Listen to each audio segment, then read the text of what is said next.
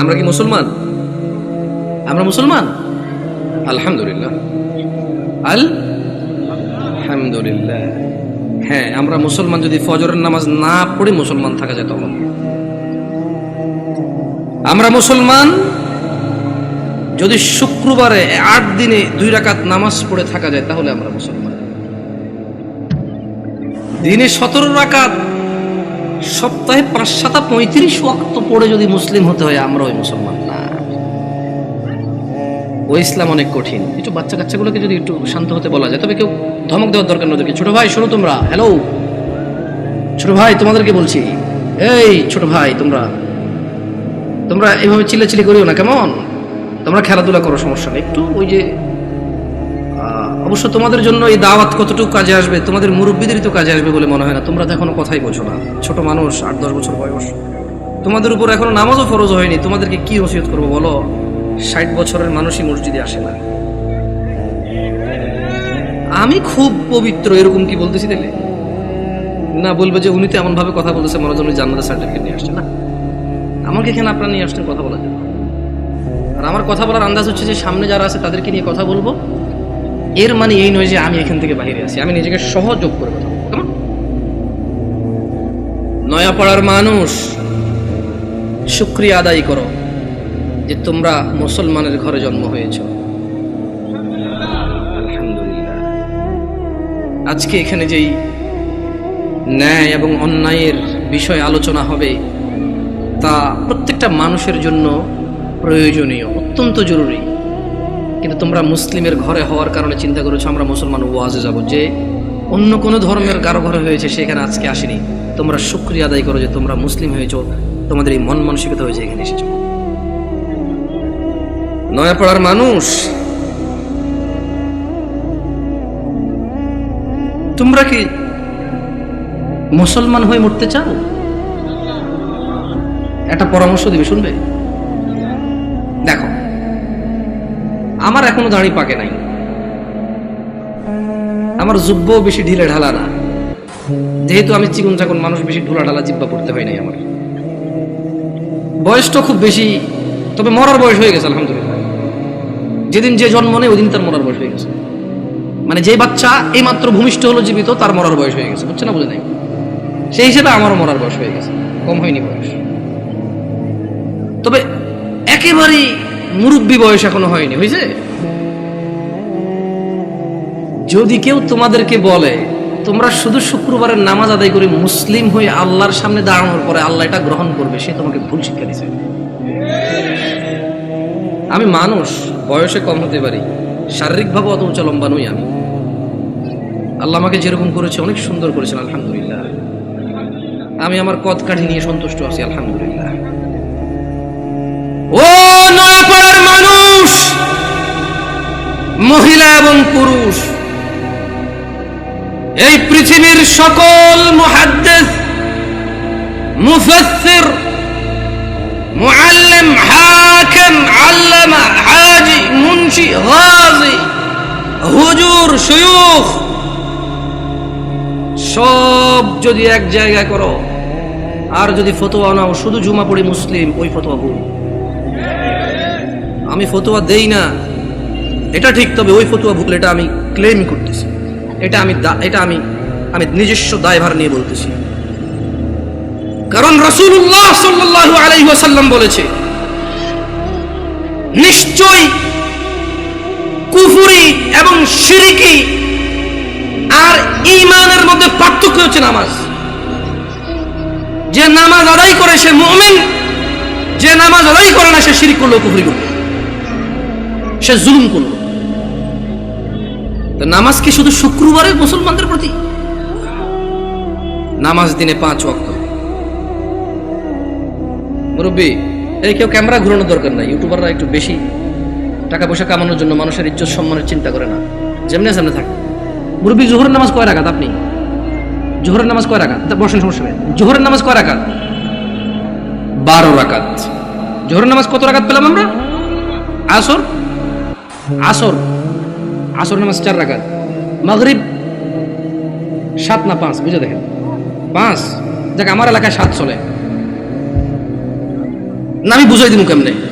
এই আপনার বিরক্ত হচ্ছে না তো? একটু ওদেরকে একটু জায়গা, ভাই আপনি চলে আসেন, কেমন মেহমান আসছি, যদি দাঁড়ায় দাঁড়ায় আপ্যায়ন করেন বলবো যে গেছি গাজীপুরে, কি অভদ্র এলাকা রে ভাই, এসব দাঁড়ায় আছে না। যদি জায়গার সমস্যা হয় তাহলে অসুবিধা নাই। দেখছেন এমন পাম দিছি না, বসে উপায় নেই আপনাদের। আসেন চলছেন, আসেন। এটা ভদ্রতা, এটা সাধারণ ভদ্রতা যে আপনারা বসবেন, কেমন মানে যখন কেউ কথা বলে আপনারা যখন বসবেন ওর কথা বলার মানে স্পৃহা বাড়ে। আর ঈশান নামাজ কয় রাকাত মুরব্বি? ঈশান নামাজ কয় রাকাত? অসুবিধা না, আপনি বলেন, অসুবিধা নেই। এশা এশা এশার নামাজ কয় রাকাত? এশা এশা সালাতুল ইশা, ঈশার নামাজ কয় রাকাত? আরে আমাদের এদিকে তো 15 চলে, আপনাদের কত? 9। দেখছেন, মনে কিছু করেন না। আমি আজকে বক্তব্য দিচ্ছি এখানে আল্লাহর কসম, আমার এই সময় থেকে আমি যে কথাগুলো বলবো আগামী 5 মিনিট, আমি শুধু বেনামাজিকে উদ্দেশ্য করে বলবো। কাকে উদ্দেশ্য করে বলবো? নামাজিরা নিজের উপরে নিয়েন না। আমি এবার আমার এলাকা বলি, কুমিল্লা নাঙ্গলকোট। আমার বাড়ি কোথায়? কুমিল্লা নাঙ্গলকোট। আমার এলাকায় ফজরের নামাজ 4 রাকাত। কয় রাকাত? জোহরের নামাজ 12 রাকাত। কত রাকাত? আসরের নামাজ 8 রাকাত। কত রাকাত? মাগরিব 7 রাকাত। কত রাকাত? একটু আমার সঙ্গে সঙ্গে বলিন, কেমন ভাল লাগে শুনতে। ঈশান নামাজ 15 রাকাত। কত রাকাত? 15 রাকাত।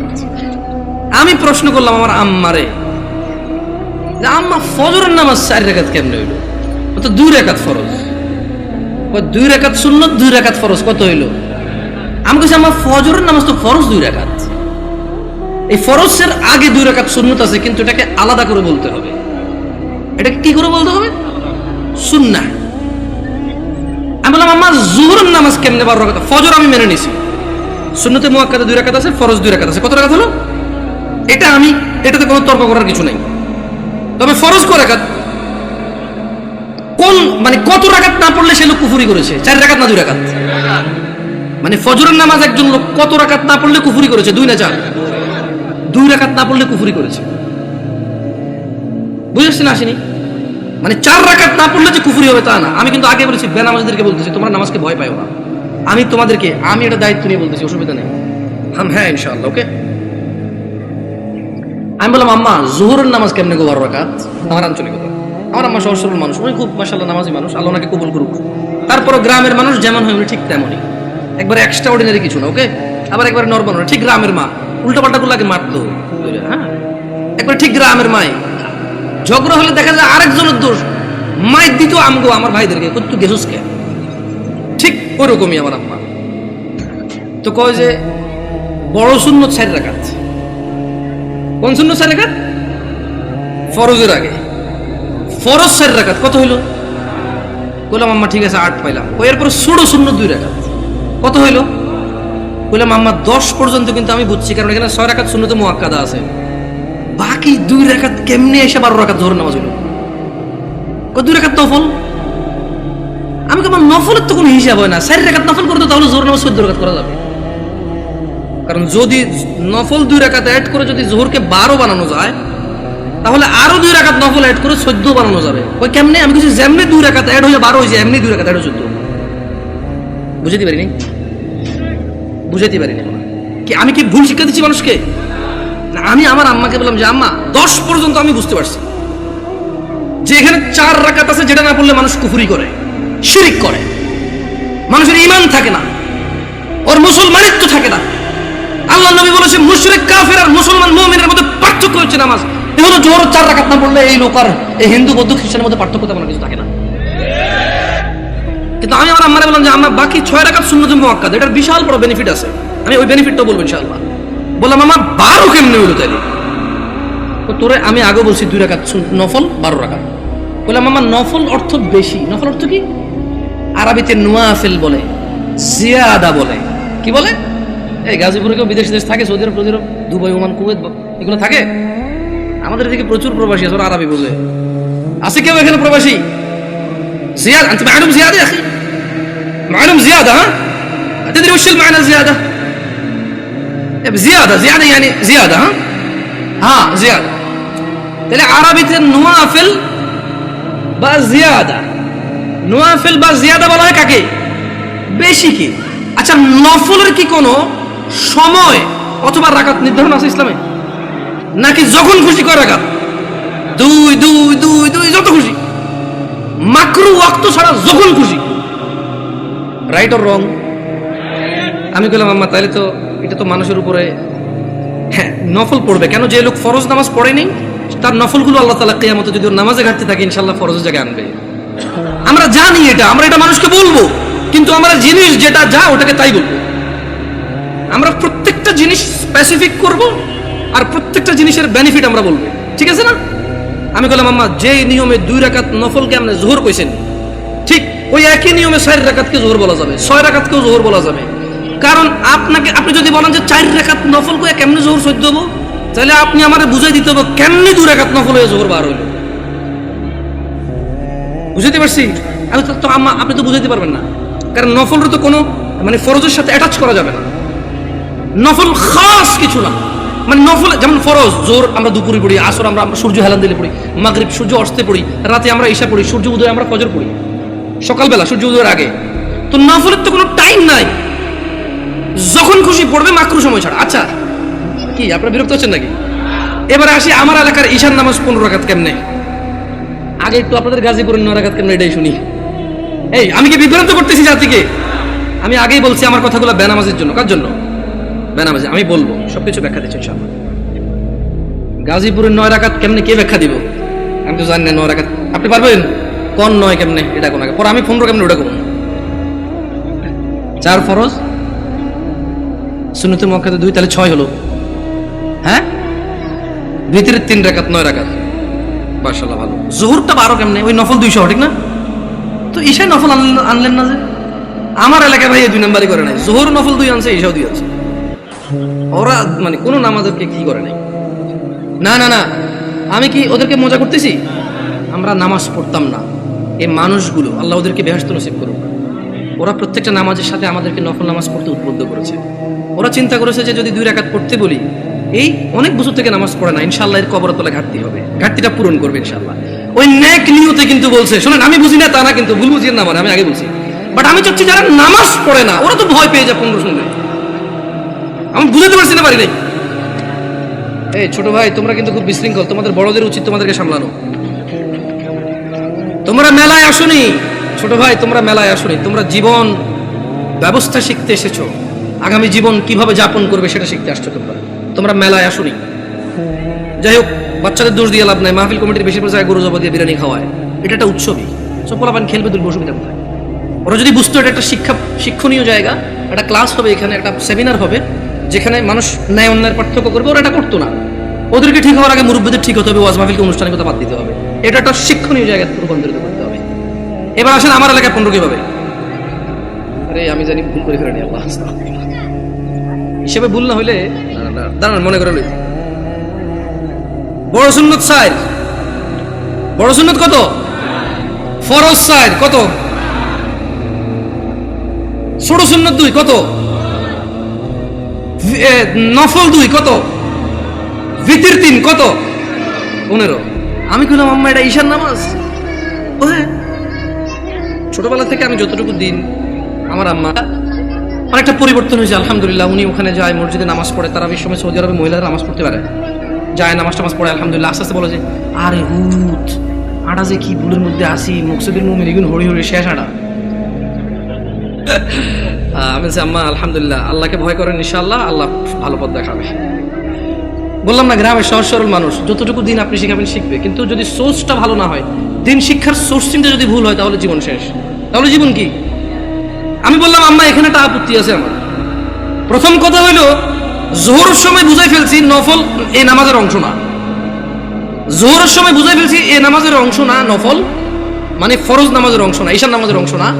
দ্বিতীয়ত আম্মা ভিতরের নামাজ কেমনে এসা হইল? যেমন উনিও কিন্তু হিসাব দিয়েছে সেম হিসাব। ঈশার নামাজ 9 রাকাত, 4 ফরজ, 2 সুন্নতে মুআক্কাদা, 3 ভিতর। তো ভাই ভিতরের নামাজ যদি ঈশা হয়ে যায় তাহলে ভিতর কোনটা? ঈশার নামাজ যদি 9 রাকাত হয় তাহলে ভিতরটা কই? আপনি বুঝেন নাই? যদি আপনি ঈশাকে 9 রাকাত বলেন ভিতর 3 সহকারে, তাহলে আগামীকালকে যদি একজন বলে যে জোহর 8 রাকাত, মানে 4 রাকাত জোহর আর 4 রাকাত আসর মিলে 8 রাকাত একসাথে পড়ে ফেলে, এক হয়ে যাবে। আপনাকে বুঝতে হবে যে ঈশার আজান দিলে মানুষের উপরে ঈশার সালাত ফরজ হয়ে যায়।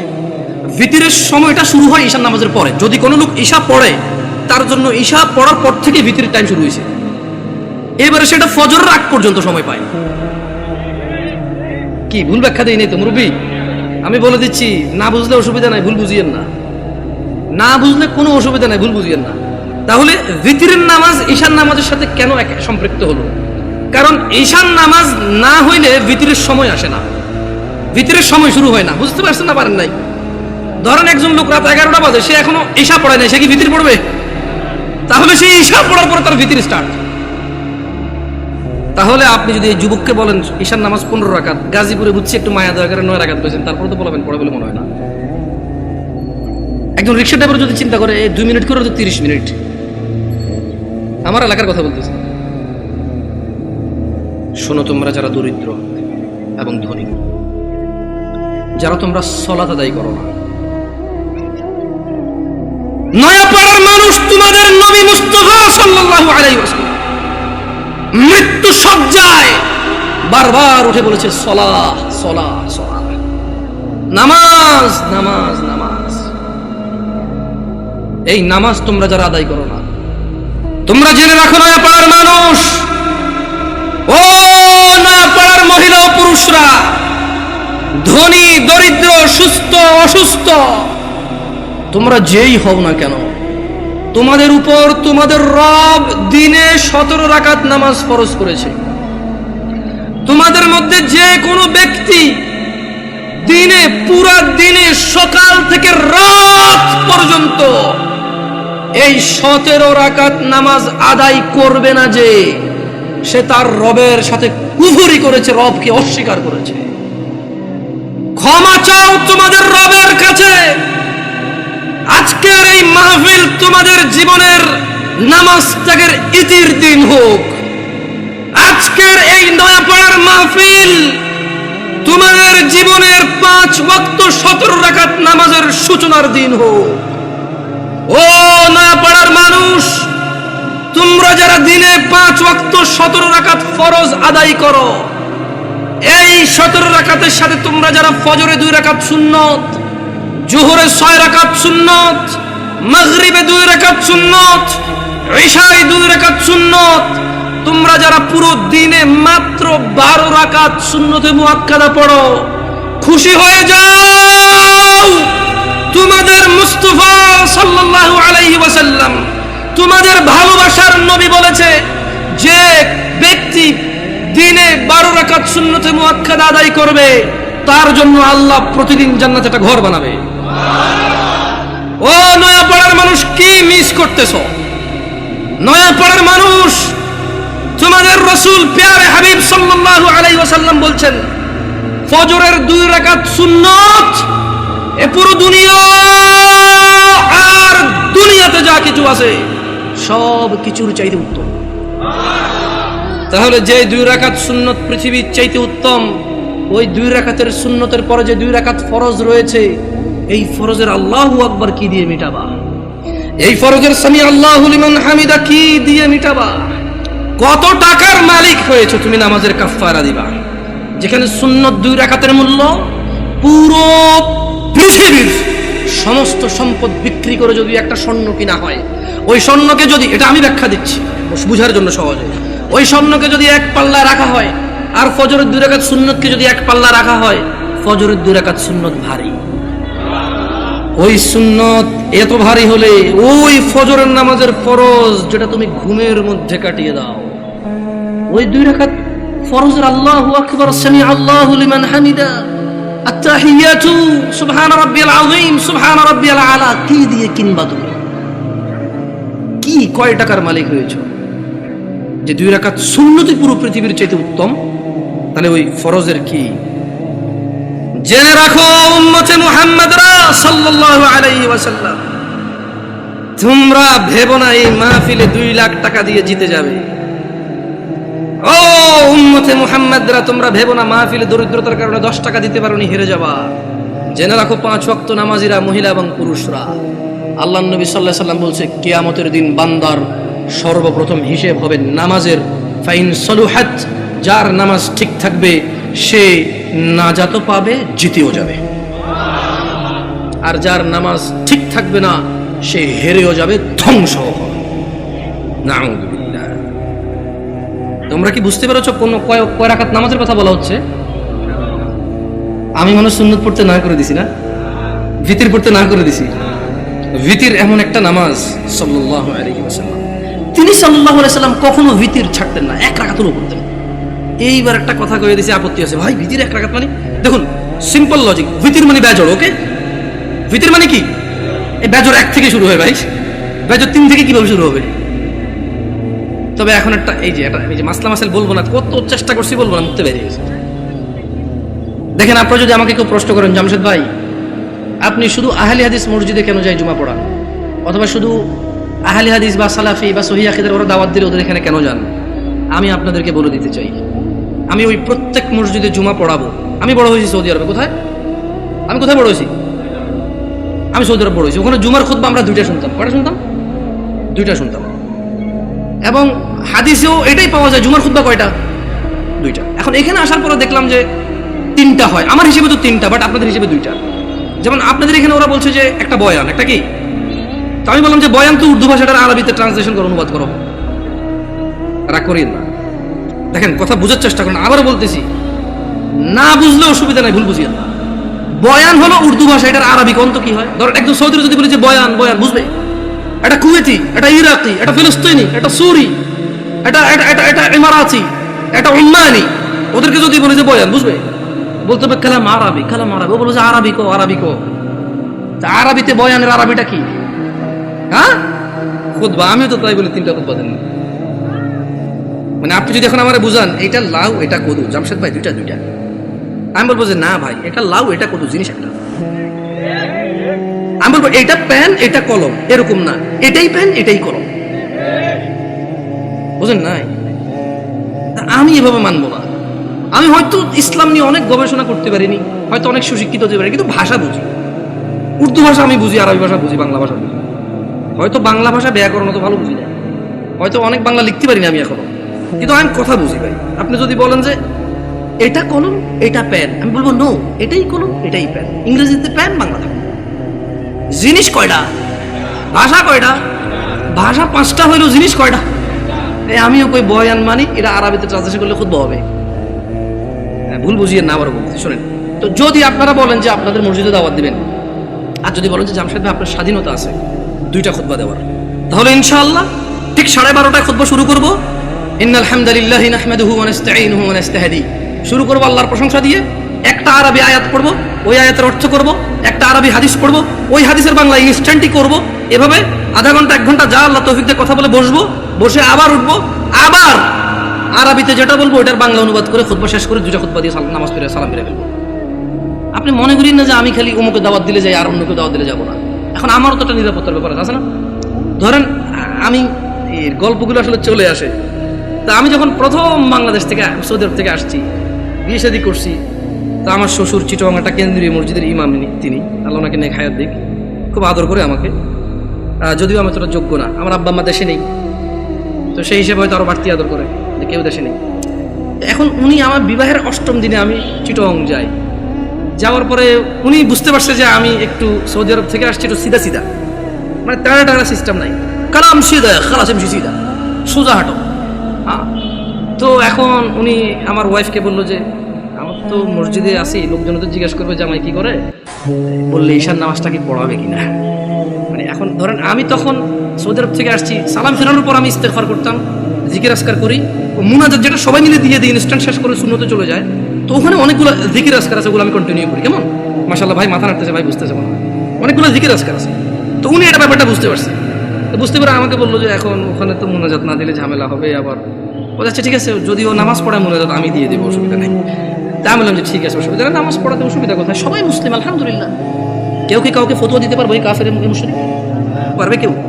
তবে হ্যাঁ এটা বলতে পারবো যে আল্লাহর সাথে অংশীদারিত্ব করে সে মুশরিক।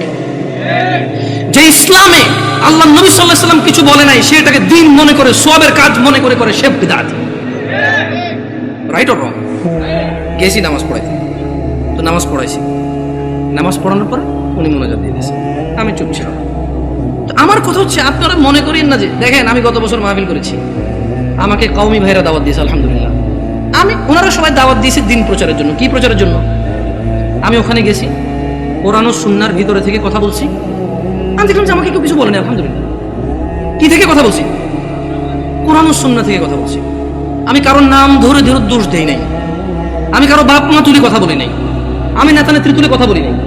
আমি কথা বলছি যে আল্লাহ বলেছে এটা। যেমন আমি যদি এখন বলি আল্লাহর সাথে শিরিক করিও না, ওয়াইজ ক্বালা লুকমানু লিবনিহি ওয়া হুয়া ইয়াইযু ইয়া বুনাইয়া লা তুশরিক বিল্লাহ ইন্নাশ শিরকা যুলমুন আযীম। আর স্মরণ করুন, লুকমান উপদেশ দিতে গিয়ে তার ছেলেকে বলেছে, হে আমার বৎস, তুমি আল্লাহর সাথে শিরিক করিও না। নিশ্চয়ই আল্লাহর সাথে শিরিক করা সবচাইতে জঘন্যতম অপরাধ।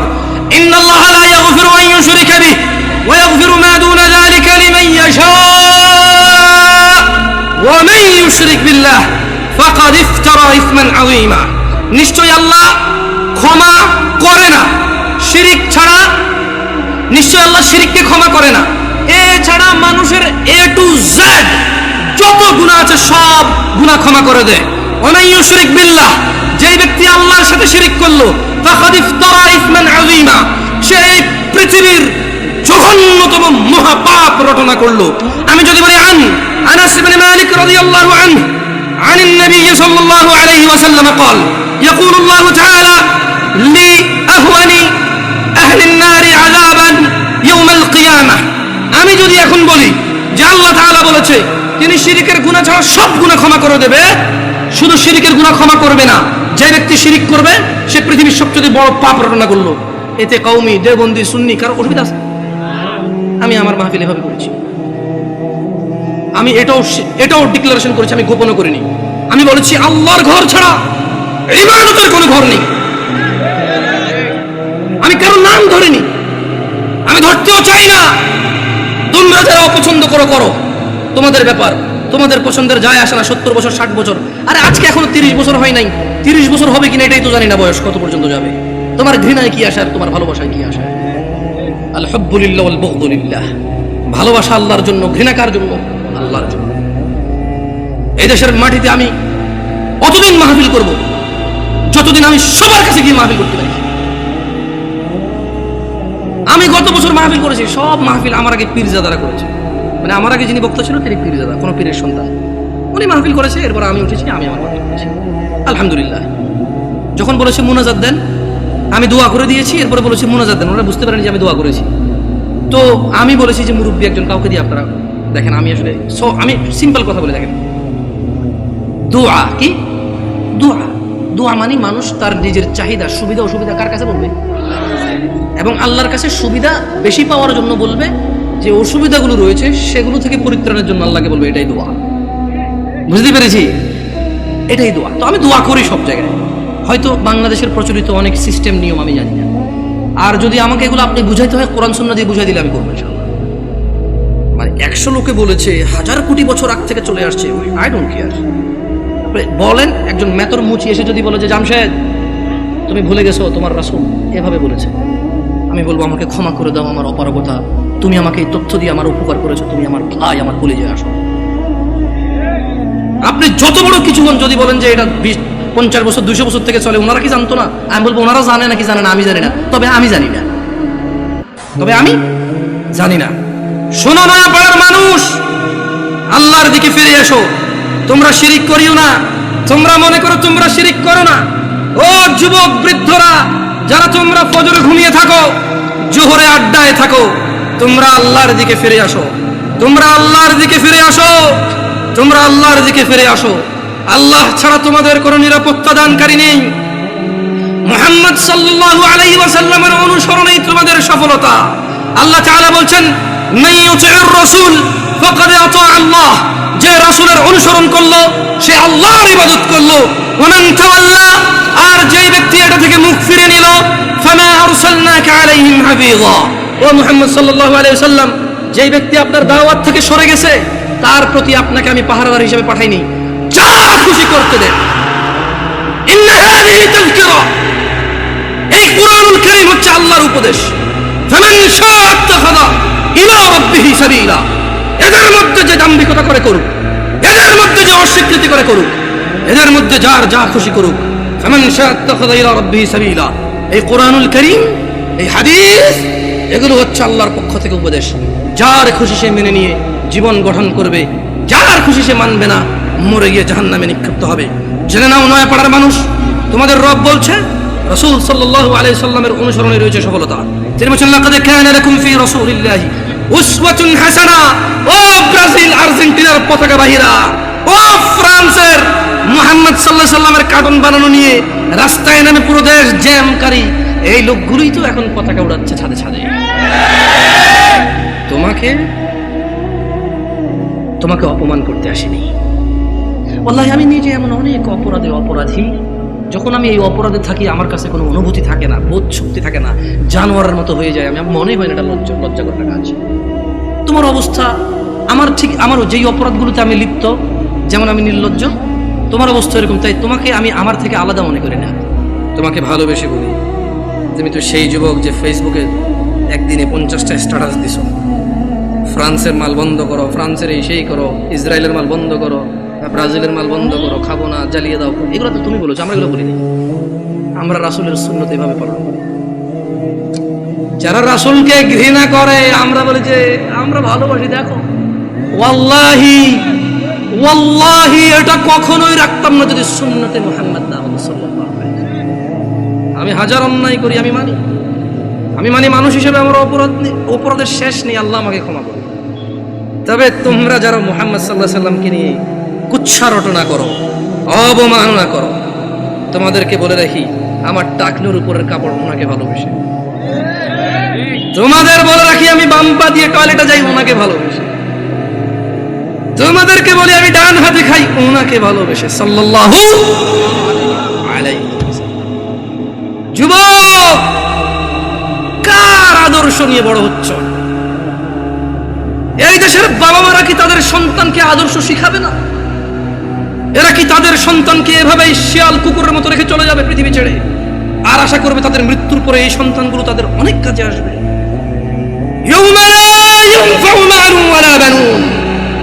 আল্লাহ বলছে সেদিন কাজে আসবে না সন্তান ও সম্পদ।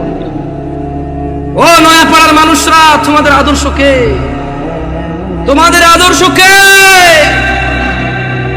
না, তোমাদের আদর্শ ব্রাজিল আর্জেন্টিনার পতাকা। 4 কিলোমিটার পতাকা লাগাইছে আম বাগান বিক্রি করে, খবর শুনছি।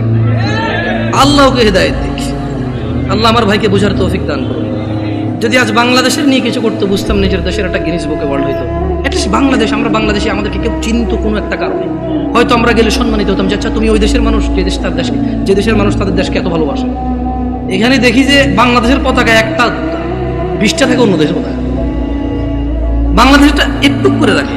আমি বলতেছি না যে পতাকা উড়ালে সোয়াব হয়, না উড়ালে গুনাহ হয়, আমি বলতেছি না, কিন্তু আসলে কি বলবো আপনাদেরকে নিয়ে, কিছু বলার নাই। তো বয়স অনেক, পরে মাইরে মেরে নামাজ দিবে না। আউযু বিল্লাহি মিনাশ শাইতানির রাজীম। লাকাদ কানা লাকুম ফি রাসূলিল্লাহি উসওয়াতুন হাসানাহ লিমান কানা ইয়ারজুল্লাহা ওয়াল ইয়াওমাল আখির ওয়া যাকারাল্লাহা কাসীরা।